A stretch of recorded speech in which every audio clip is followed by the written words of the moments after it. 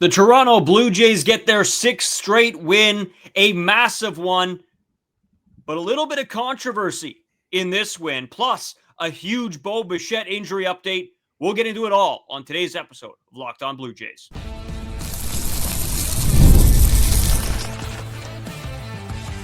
You are Locked On Blue Jays, your daily Toronto Blue Jays podcast. Part of the Locked On Podcast Network, your team every day. Welcome back to Locked On Blue Jays. Thank you for making Locked On Blue Jays your first listen every day. We are free and available wherever you get your podcasts and on YouTube. Part of the Locked On Podcast Network, your team every day. Today's episode brought to you by Game Time. Download the Game Time app, create an account, and use code LOCKEDONMLB for $20 off your first purchase. As always, I'm Braden Iwasko. He's Carter First. You can find us on Twitter, Braden5Iwasko. Carter First, too, as well, on our main Twitter account at Locked On Jays. You can also follow us on Instagram and TikTok at Locked On Blue Jays. And if you're new here to YouTube and haven't hit that subscribe button already, make sure you guys do that. It helps us out. It's free. You might as well. We'll get into it all. Everything that happened in the game itself. A little bit, obviously, on the controversial home run that happened. I'll break down sort of the ruling on that and what it's supposed to be, because that was an interesting call. Obviously, we got to talk about Bichette as he has been ruled out for the remainder of the regular season. 2 more games to go. Obviously, what has happened and what transpired in the Yankees game with them almost allowing a massive comeback. We'll talk about it all. But Carter, my man, we'll start. I don't know. Where do you want to start? What do you think is the most important? Right? We could start with Bo. We could start with the game. I'll leave it up to you. I think we start with the game. We start with the Toronto Blue Jays magic number continuing to go farther down. At 6 now for the American League East, almost 5 after the Minnesota Twins. Almost helped the Toronto Blue Jays, just like the Tampa Bay Rays. That's what I was going to say. But the Twins down 10-1. They almost come back. They make it 10-9. Get another run in the 9th inning, but are unable to come back against the Yankees. That right there just goes to show that the Yankees have a little bit to worry about going down this stretch, because you play the Twins, you play the White Sox, play the Orioles. Not the best teams on paper, but still major league teams. So crazier things have happened. That's why we said if the Toronto Blue Jays can keep their head above water, they should be in a pretty good spot. And so far, they're 2-0 against the Tampa Bay Rays. That's doing a pretty good job of keeping your head above water, really taking control of their own destiny and taking care of business. And that's exactly what you do again in this game. But I think where I really want to start, and like the main point of this whole episode, or like the biggest thing that was sticking out from that game, was probably the home run that José Berrios has given up, that 3-run shot. Not the, most crazy thing that happens when José Berrios starts. It's somebody hits a home run, but usually it's a moon ball, and usually it's like a solo shot. This one, a 3-run bomb in the middle innings. This one that could have had an impact on the game, and definitely did have an impact on the game. But Brayden, I'll throw it over to you, because you have the official ruling and analysis on this one. Yeah, so I'm going to sort of break it all down. There's a lot of confusing rule talk in regards to this. So what happens is the home run gets hit. Nathan Lucas goes up to try to make a catch at the wall. A fan reaches over, snags the ball. It's ruled a home run. They go to video. They say, yep, home run. And immediately as this is all going down, I'm looking up the ruling, because anytime there's a ruling decision that's a little bit controversial, sometimes the rule book isn't always black and white, to say the very least. So I looked it up. What the ruling ended up being in this game was that it was a home run. And in it being a home run and being allowed to be a home run tells me that the video replay people and the umpires determined that the outfielder could not have made a play on this ball, and it would have been a home run anyway if the fan didn't interfere. That's not what I saw. I saw Nathan Lucas's glove right behind the glove that caught the ball at one point, and I don't know if that ball was going to leave anyway. To me, what this should have been is obviously Nathan Lucas had a chance to catch this ball, which then turns out into fan interference, and if he has a chance to make a play on that ball, it should have been ruled an out. Now, it could have also, the umpiring crew could have ruled it a double, an automatic double. They could have given him 2 bases and that be the case. What blows my mind in all of this is that they ruled it a home run anyway. And after the replays I saw, and I don't have 9 million angles like they do in the control room, but in the ones that I saw, it looked like Nathan Lukes had a legitimate shot at this. And secondly, that ball was maybe not going to leave. So for them to make a call on that saying, yes, absolutely, that was a home run, it was always going to be a home run, is a little bit mind-boggling, because when you look in the rule book, and there was a lot of confusion in regards to this, and I know even Dan and Buck were questioning the call. And that is strictly because, yes, if it was a home run and it was going to be a home run and Nathan Lukes goes up and whiffs on it, okay, then they got the call right. But because Nathan Lukes had a quality shot to get this ball, it should have been either an out or ruled a automatic double. But it wasn't. I think this was an error on the part of the video replay booth. But they're also playing at a spring training ballpark, Carter. So they don't have as many angles. They don't have as many cameras. It's a bad excuse because this game could have been decided upon this home run. And I think that is a disgusting look. But it's what was ruled. So take with that what you will. A lot of confusion in the calls that could have been. At the end of the day, the Blue Jays won this game, and it didn't end up affecting the finals. Well, it didn't end up affecting the final score. It didn't end up affecting the outcome. So I don't know. A lot there. Just frustrating, Carter. Definitely made you sweat in your seat a little bit more than it would have if it would have got this one right. 'Cause, yeah, the one, again, there's so many things that you could talk about this call with. Because the first one is, again, AAA ballpark. For one, this ball probably doesn't go out if you're at the Trop. If you're playing at Tropicana Field, it probably isn't even a home run. It's probably just Nathan Lukes catches this ball like on the warning track. So that's one thing that doesn't happen. You brought up like the replay cameras. That's one thing I want to focus on. One thing is, I think you're right. I think there isn't as many just available cameras, obviously in a minor league ballpark.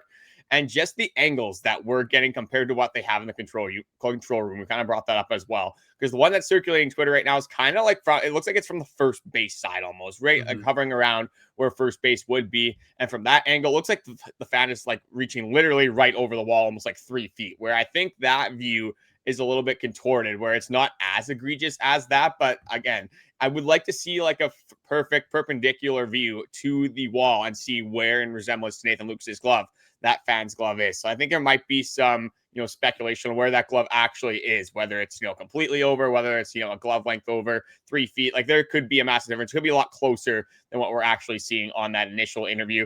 But I thought this was interesting on the ruling as well, because in the rule, it states that it's only an out if the spectator clearly prevents a catch. Whereas, again, based off like a lot of the reviews that we saw and a lot of the angles that we saw, it looked like Nathan Lukes had a pretty good shot. But can you say it was definitive? Again, if they ruled it as over the wall, like, is it, again, automatic that they're going to be able to make this catch? So I think, again, it's all the terminology in the rule as well that make it a little bit more vague, which vague rules in major leagues and just any sport usually just doesn't really go that well. When there's more discretion in a professional baseball game or professional game in general, that usually is not a recipe for success, especially if it's like this big call that ends up changing the game. You usually see this a lot with pass interference in the NFL, where it's predominantly a discretion call, and some people's discretion is different than others. And that's where we do have some issues at this time.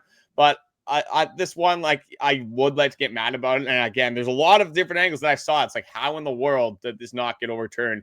And at least like it's an automatic double. I don't know how they ruled this ball as a home run, because it didn't look like a home run for any of the angles that I saw. But it's hard for me to put any definitives on this because, again, you got to assume that the command center in New York has a few better angles than we have, but definitely sucks when it's such a big moment in a game. It's the difference between, 0 runs and maybe a catch from Nathan Lukes and a 3-run shot from Brandan Lowe. But again, ball don't lie when Nathan Lukes comes up later on in this game anyway. Yeah, and some people would say, like, oh, why are you guys spending so much time talking about this? But this is a conversation that happens every time in sport, and it's always once a year in every sport, a rule comes up that the rule book doesn't have a definitive answer in, right? It's goaltender interference in hockey is a big one. The rules aren't black and white, and it becomes an issue. So at some point, whether it's more cameras on the wall, if this happened in a playoff baseball game, we'd be having a way bigger conversation than it already is. But it's got to worry you a little bit, right? These type of things happening. Thank God that maybe it happened here, and this was the one weird one that gets away, and it is in the regular season, and the Blue Jays ended up winning it anyway. But yeah, super interesting just to have the conversation and maybe a little bit debate that it does spark. That's the love of sport, I guess, right? There's always these conversations and discussions that happen. But in saying that, Carter, let's get into sort of everything else that happened. I'll throw it over to you for maybe to start the conversation around José Berrios. Yeah, I'll jump into José Berrios after one last quote from Schneider, just to kind of leave listeners with a thought as we continue on with this episode. This is how Schneider broke it down. He says the Brandan Lowe home run stood, even though the replay ruled that there was spectator interference because the replay official could not definitively determine that the ball would not have left without interference. The rule says the batter is out only if the spectator clearly prevents a catch. So I think that's the determination is, did the spectator clearly prevent a catch? And that's the thing that they had to rule on. Obviously, the command center did not think so. They did not think that they clearly affected a catch based off the angles we saw. Maybe there's a little bit of an argument there. So leave your thoughts, perspectives. What was your call? And do you think the umpires got this one wrong? Which, again, has been a more and more common theme, unfortunately, around the major leagues this season. But getting into José Berrios, I mean, for someone that it directly impacts, it's José Berrios trying to, make a resume for a playoff start, because this impacts him with just the scoreline that he has. He gives up no earned runs if this is not called a home run. It would have been 4 innings pitched, 3 hits given up, again, 0 earned. Instead, it is 4 innings pitched, 4 hits, 3 earned runs, 0 strikeouts. That's not really what you want to see, unfortunately. And then the 2 walks add to that as well. And this is like one thing that I really wanted to stem into. And unfortunately, it's not going to be on the side of José Berrios. We saw Trey Savage pitch yesterday, and just looking in the difference of the swing and miss, and José Berrios had 2 whiffs in the entire game. Trey Savage had 19. That is a significant difference. And again, when you get to playoff scenarios where there's a lot of good pitchers on every other team, you don't necessarily want a pitcher, even with how good the Toronto Blue Jays defense is, that's like a pitch to contact guy that just traditionally gives up a lot of hard contacts. Some of those hard contact swings leave the ballpark. You get down early. We know how much the long ball plays in the playoffs. That's not where we want to be as a Toronto Blue Jays team that doesn't really hit the long ball and that has not won baseball games strictly off the long ball. Yes, they can do that, but that is not their try and true formula to win baseball games. So I think with José Berrios, honestly, if he gives up the home run or if he doesn't give up the home run, there's a lot of things there in this game. Once again, the sinker kind of where it's been all season, 92, 93. If it's not at 94, you're starting to see the whiffs go down. You start to see the chase rate go down. There's a lot of things with José Berrios that are, again, kind of in that downward trajectory, unless somehow he has this George Springer revitalization in the last 2 weeks of the season. I can't imagine that this is going to go that well. And just looking at the numbers from 2024 going into 2025, it's really the fastball and the sinker that they're just not very effective, and he's not getting a lot of the chase. He's not getting a lot of the whiff anymore. In 2024 on the sinker, he had a 12.1 whiff percentage. Now it's down to a 9.7. And looking at the four-seam fastball is a 19.7 in 2024. Now it's down to a 14.6. Those 2024 stats on the whiff percentage aren't even great. And now you're looking at this season, you're looking at a couple velo dips. You're looking at some of the stuff dipping off a bit as well. With Chris Bassitt, the way he's pitching, Max Scherzer being in that rotation as well, and now Trey Savage throwing his name into the mix of things, with the way José Berrios has been pitching, honestly, for the last 2 months, there's not a lot of reason that you could try to convince me and say, hey, José Berrios should be a playoff starter on this team at this point. I just don't think it's realistic. Maybe he is on the playoff roster. Even that, for me, is becoming to be a stretch at this point. Yeah, he's just not been good. I mean, the 0 strikeouts, it really does say it all. You can't just go out there and pray to God that your defense makes every single play behind you as much as you want to believe that they could or can. That's completely unrealistic. This guy needs to get swing and miss, and the pitchers in playoff scenarios need to get swing and miss. When the lights are bright and plays will get kicked and booted and whatever else, you need to be able to do your job up there. And that's just not José Berrios right now. So I've come to a conclusion. I mean, this has been a while now, but that José Berrios is not one of your playoff starters, to say the very least, about this whole situation. But in saying that, a lot more to get into on José Berrios, the whole pitching staff in general, the bullpen, and how the rest of this game went as well, because I do want to shout out another player that we, don't always get the chance to. And obviously, we got to talk about the injury to Bo Bichette, the update, what's happening there. What are our thoughts and feelings? We want to hear from you guys about everything that we talk about today as well. So stick with us right after this short break. Today's episode is sponsored by Prize Picks, the daily fantasy app, which we're making the right call can actually pay off. You and I make decisions every day, but on Prize Picks, being right means cashing in. With football being back, Prize Picks is the simplest and fastest way to get back into the action. Just pick more than or less than on 2 to 6 player stat projections, and you can turn your takes into real prizes all in less than 60 seconds. With football being back and obviously baseball being down to the wire, I have been hammering a lot of more thans, whether it's Vladimir Guerrero Jr. hits, George Springer. I have been all over his more thans, whether it's total bases, home runs has been a big thing for me. Strikeouts, Kevin Gausman, whenever he's been on the mound, Trey Savage, when he got on the mound, I had some more thans there as well. And then I've talked to you guys about my fantasy teams. I like to compound those where I have fantasy leagues with my friends. I also compound those into my Prize Picks picks. So not only can I brag to my friends about my fantasy victories, I can also make a little bit of money as well.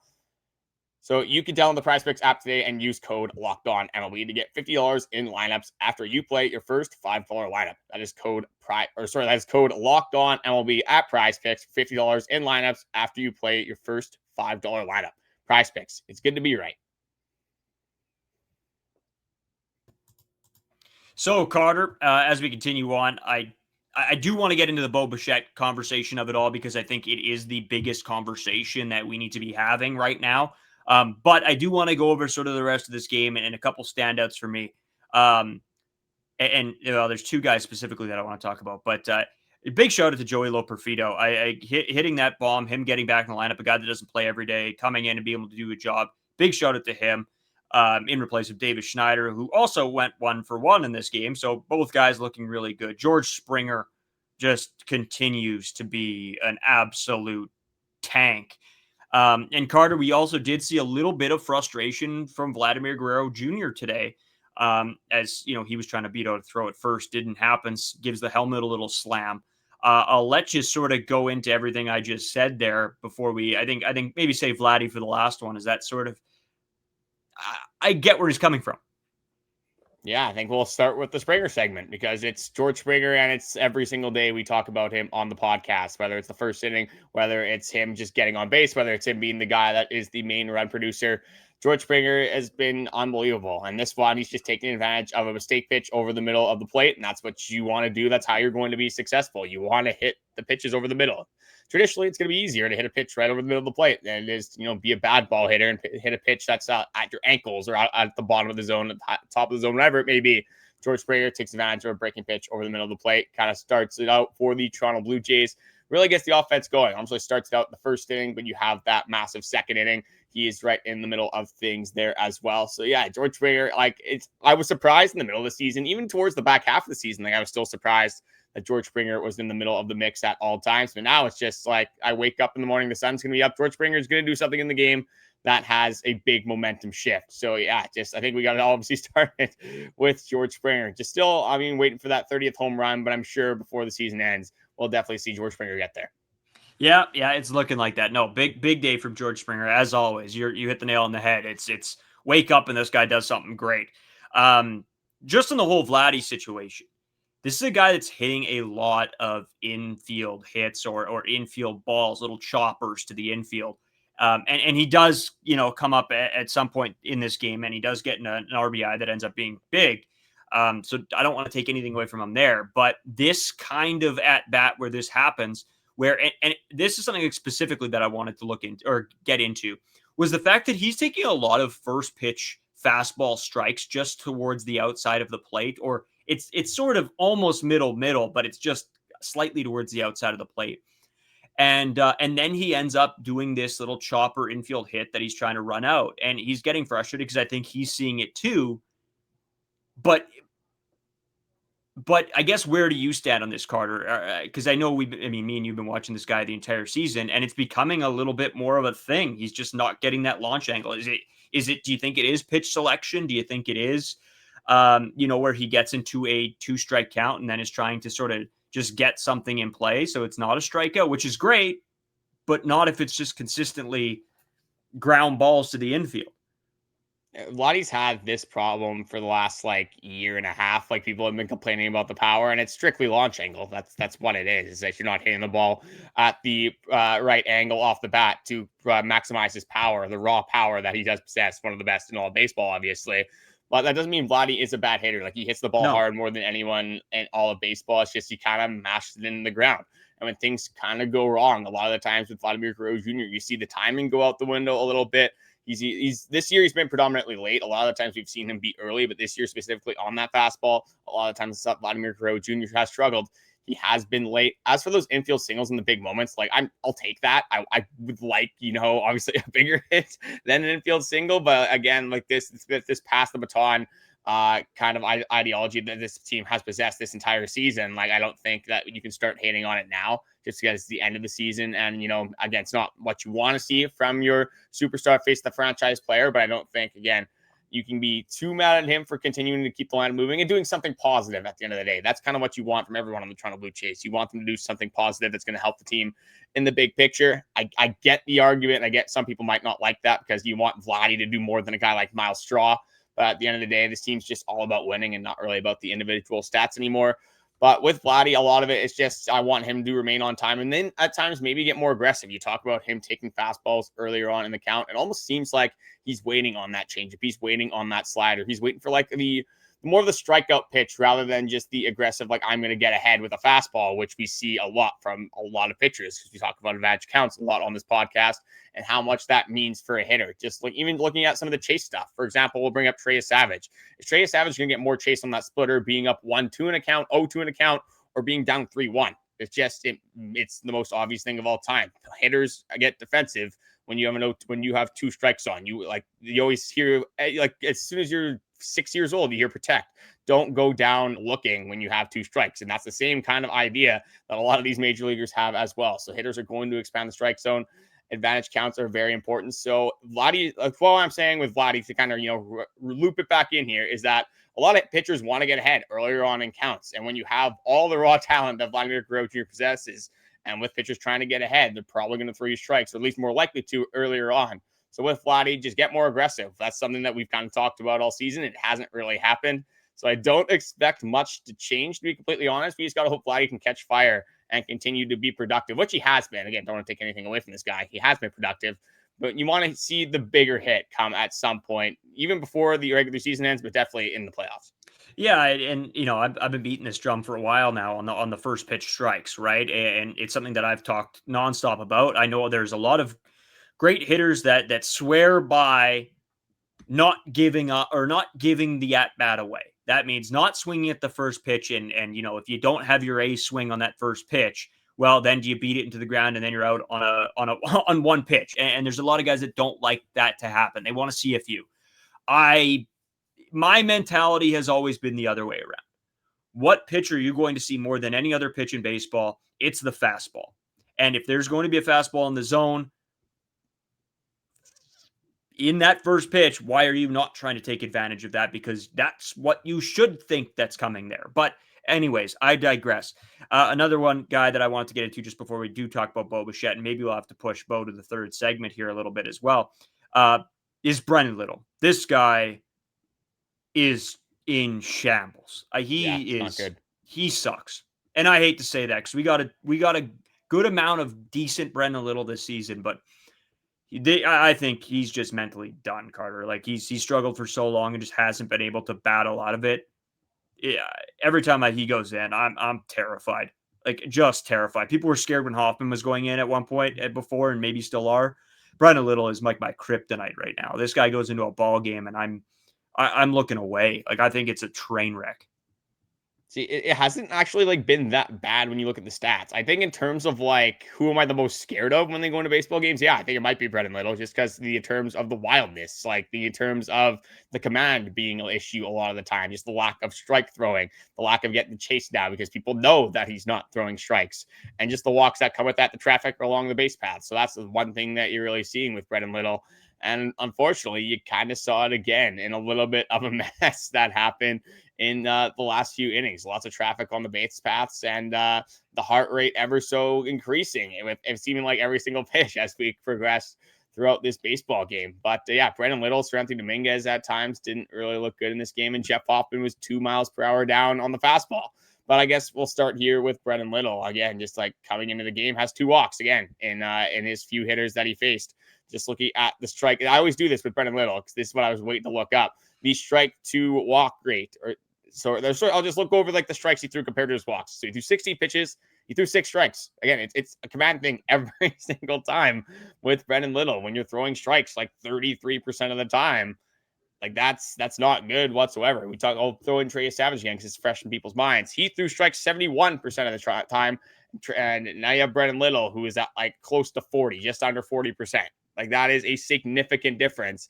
And when you're not in the strike zone and you don't get ahead in counts, you're not going to get the chase. So if you're Brandan Lowe, you're down 3-1 and you're throwing the knuckle curve in the dirt, like who is going to swing at that? They probably know that the knuckle curve is coming. They know, hey, if it's low, we're just going to lay off of it because if it is in the strike zone, it's 3-2 and we're still alive. So that's the importance of advantage counts, especially on a guy like Brandan Lowe who lives and thrives off getting the chase. So that is the biggest issue with Brandan Lowe is just, again, not getting ahead in counts. And he's got to do that with the sinker, which he hasn't done that effectively, especially over this last month and a half or so. But again, the numbers aren't that bad. And that's where I just quickly want to get into before I throw it back over to you. But as the last 7, you go to the last 30, you go in the bigger picture, it really hasn't been good. But the last 7 specifically, a 1.93 ERA over 4 2/3 innings, does have 4 walks over that time, but only 1 hit, a 1.07 whip. So again, we had that little 3-game stretch where things were looking a little bit better for Brandan Lowe, but definitely still some things to be concerned about. So, okay, you brought up last 7, and I get where you're coming from. I have an argumentative statistic for that. In his last 7 games, how many complete 1 innings has he thrown? Again, like in his last 7, 3. It depends. Like that's how many complete innings he's thrown. 3 complete innings. The rest have been one That out. could be misleading. Like, 'cause he could come in, like he could inherit runners. Like he could come in and maybe it's Yariel Rodriguez who gets an out and then has 1 runner on, and then you want Brandan Lowe against lefties.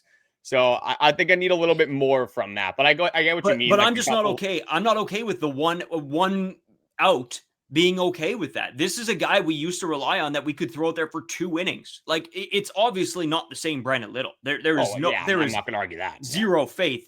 And to me, if you can't go out there and give us an inning, even if it is, hey, you're not just going to be facing lefties, well, then that really doesn't play a whole big factor in my level of confidence in you is not that high, because what happens if you walk the lefty when you come in? You still have to face 2 batters.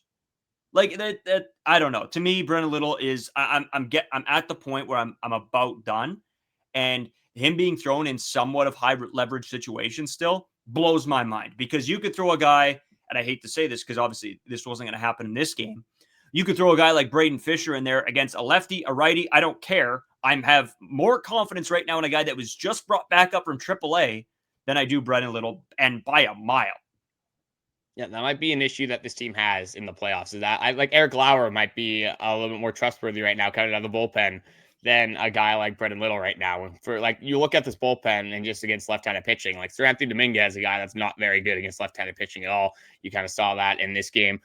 Brandan Lowe has had his struggles, like Eric Lauer. Like if you like, I know Yordan's hurt right now, but he comes back and you play the Astros and Yordan Alvarez comes up. Like, are you comfortable with Brandan Lowe or Eric Lauer going against Yordan Alvarez? Like, that is going to be a scary situation if the Toronto Blue Jays have it. Even if it's the Yankees, it's like Cody Bellinger or like Ben Rice. Like, they have a lot of lefties in that order as well. Like, Trent Grisham has 30 home runs this year.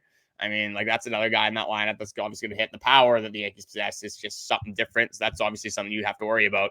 But yeah, that could be a problem for the Toronto Blue Jays. And a lot of it does stem from Brandan Lowe being a guy that, well, you talked about being the closer on this team in the middle of the season. And now he's one of the farthest guys away from that. So a little bit unfortunate there. When you talk about the closing position on this team, though, we've went back and forth with this all the time. And we kind of saw a little bit of that thing that we were talking about where, hey, Seranthony Dominguez gets into a little bit of trouble and does walks a few guys. Not really the command thing that was an issue necessarily in this game. But if he runs into some trouble, you get Jeff Hoffman in there. And again, at the start, didn't look that good. The velo being down, found a way to get it done, though. Maybe that's the start of this little bit of the committee approach that you see from this closing role. But no matter who you look at from the Toronto Blue Jays, and maybe if you're going to blame anyone, I guess it is a Ross Atkins thing for maybe not going out and getting those additions at the trade deadline. But there's 2 things there. One, of the additions at the trade deadline, a lot of them haven't been that good. They've had their share of ups and downs, their woes, and everything like that. And the second thing is, you look at the Toronto Blue Jays bullpen right now, there's certain things you could point out when you're looking at Jeff Hoffman, Brandon Little, Sir Anthony Dominguez, whoever it may be, maybe other than Brendan Fisher or King. But there's certain things you can look at with a lot of these bullpen arms, and you could point out little things that definitely could be a cause for concern in any sort of scenario down the stretch. Yeah, no, I couldn't agree more. There's a lot of problems, but they're not the only team facing these problems. The Yankees, I mean, you let the Minnesota Twins back into a ball game. Ends up being 10-9 there. But Carter, we got to talk about probably the topic of the day, and we're pushing it this far down, which is just insane. But there's just a lot that happens. Maybe that's the key, though. That's the key to the bullpen. It's just Brayden Fisher, just copy and paste 3 innings. What we've seen 2, let's give him 3. After the 6 innings, just Brayden Fisher every time. Yeah, maybe. Anyway, we're gonna take a break. We're gonna come back. We're gonna talk Bichette and that injury, and then we'll set you guys up for the final 2 games of this series when we return.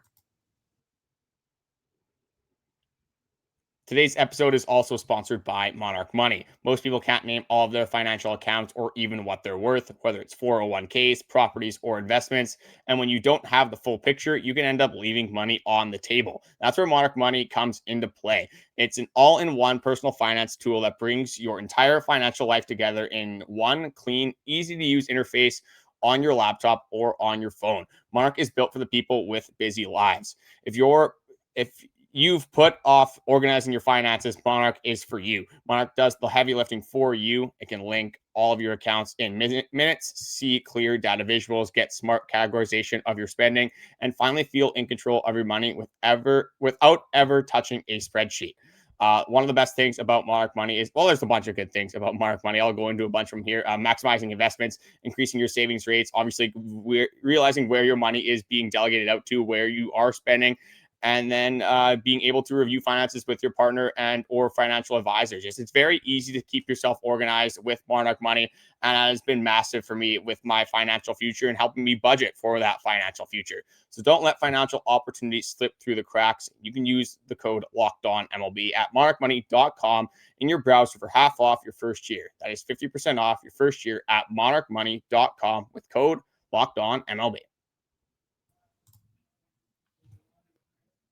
Today's episode also brought to you by Game Time. You guys know I bring up Game Time, talk about Game Time all the time because there's nothing like catching a baseball game live. The energy, the crowd, the chance to see your team in person. But it's the getting ticket part of it that's a tough one. Queues, login screens, surprise fees. It really drains you at some points. That's why I use Game Time, the app that gives the advantage back to fans. Game Time is fast, easy, and backed by the Game Time guarantee. You always get 100% authentic tickets delivered on time and at the best price. Plus, all the fees are included. So the price you see is the price you pay. I cannot stand going to the checkout and there being a $20, $30, tack on fee for this or that. At least with Game Time, what you see is what you pay. That's it. Easy enough said, right? And with the code, you get a little discount too. Download the Game Time app, create an account, and use code LOCKEDONMLB for $20 off your first purchase. Terms apply. But again, that's promo code LOCKEDONMLB for $20 off. Swipe, tap, ticket, go. Download Game Time today. So, Carter, just sort of the probably not horrendous season-ending thing that happened, but it's not good. Bichette will miss the rest of the regular season. It has not been stated that he will miss playoffs. They're hoping for his return for the playoffs, but it's really no timetable, John Schneider says, quite yet. So it's not good. How do you feel?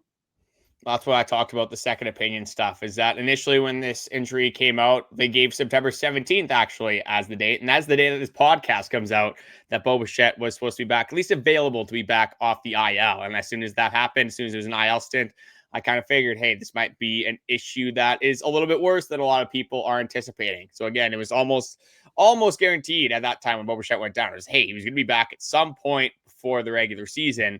And now we're on the side of, hey, it hasn't been ruled out that he could miss some playoff time, but that hasn't, again, like it's completely uncertain. I think we're starting to lean towards, hey, like this guy is probably going to miss some playoff time. And obviously that depends on where the Toronto Blue Jays do end up. Like, do they end up in the wild card? Do they end up at the top of the American League East? And on top of that, obviously, is the bye. The bye is the bigger picture because you can win the American League East and still obviously have to play on wild card weekend.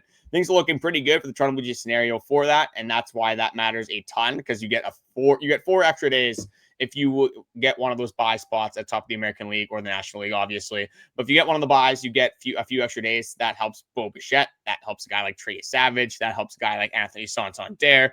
That helps a ton of different Toronto Blue Jays players. So that should be the Toronto Blue Jays' main focus. But yeah, definitely a little bit concerned for, again, a guy that has been one of your main guys to drive in runs, your clutchest hitter this entire season, and a guy that wants to win. You can tell with Bichette from his quotes, the way he plays, the effort he's possessed on the baseball field, that this guy truly and truly wants to win. So yeah, definitely concerned for a guy that would be massive for the Toronto Blue Jays in a playoff run. Yeah, there's just not much else to say.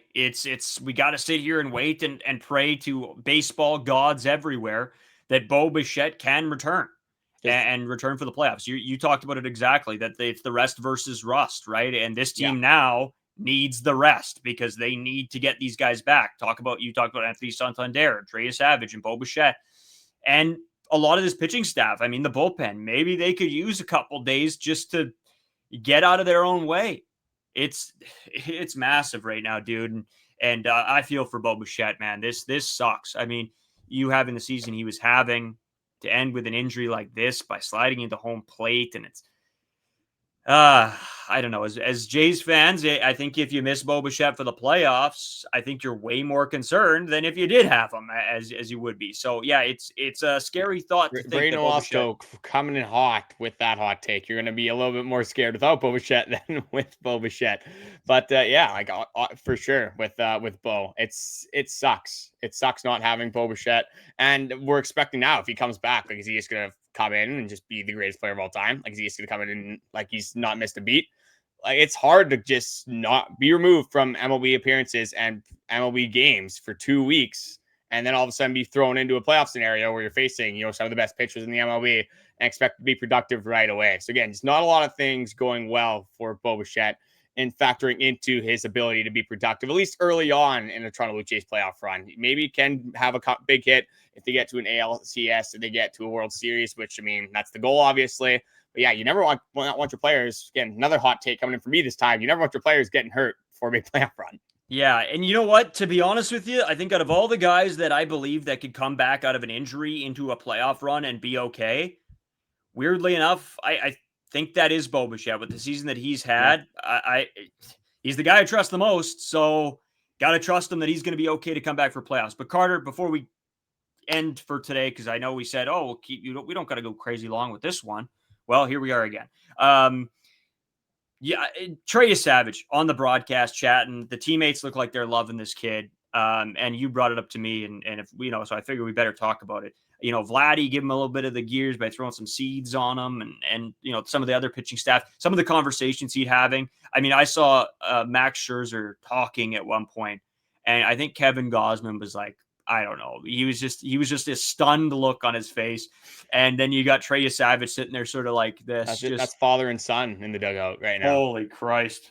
Yeah. That was it's interesting, right? To see how all these guys interact with each other. I mean, you got a 22-year-old kid, and then you got 41-year-old Max Scherzer. Grandpa Max Scherzer walking around talking about back in my day about baseball. So it's pretty hilarious just to see the differences a bunch of years makes in the game. See, how awesome is that for Trey Savage, though? Making your first start, being absolutely dominant. And then who do you got to talk about it with in the dugout? Kevin Gausman, Max Scherzer, Shane Bieber.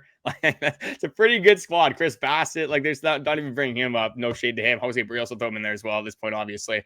But it's a pretty good guys to talk to. Then you got Pete Walker. You got guys like Edwin, Kevin Kiermaier's in that dugout. There's a lot of guys that could continue to go on with that could definitely help Trey Savage overcome the nerves they didn't really display. So again, just trying to build off of what he already did for the Toronto Blue Jays. So yeah, definitely fitting in pretty well. Vladdy throwing popcorn or seeds at him during his interview. Chris Bassitt and Kevin Gausman making a potion for him again during that interview as well. So again, it's a lot easier to like a guy and it's a lot easier for a guy to fit in when they're successful. Not saying Trey Savage is a bad person or anything. Definitely would have fit in no matter how bad or good that his start went. It's a lot easier to like a guy that just comes in and is an absolute dog for you in the middle of a playoff push for this means a lot for a lot of guys on this team, especially the starting pitchers like Kevin Gausman, Chris Bassitt, those guys that haven't won anything specifically. It really matters for those guys. So those guys are definitely going to be appreciative of a rookie, a guy that's progressed all the way from low A ball to the major leagues and then went up to the Toronto Blue Jays into an absolute gem. I know it's been a day removed from the Trey Savage start, but man, I'm still absolutely elated after what we saw on Monday night against Tampa Bay Rays. Carter, I was just looking up video like all morning. I was at work today. I'm not gonna lie to you. I was watching Trey Savage highlights and everything, and I could go in for another 10 minutes on this kid, but he is just he is fun to watch, and to see the breakdowns of it afterwards. I was slowing video down, trying to really find out like the arm angle and the release. Honest to God, it reminds me of like a wiffle ball pitch. That's how crazy this delivery is. So it's a lot of fun, and he's going to be a lot of fun over the next bunch of years. But in saying that, Carter, I think let's leave it here for the people. Have a great one. We'll be back with you guys after Game 3 of this series. Toronto Blue Jays obviously looking to win this series, at least, if you grab this third game, you can put the win series stamp on this one right then and there. So we'll talk to you guys tomorrow. Have a great one. Hit the subscribe button if you haven't already, and leave a comment about everything we talked about today.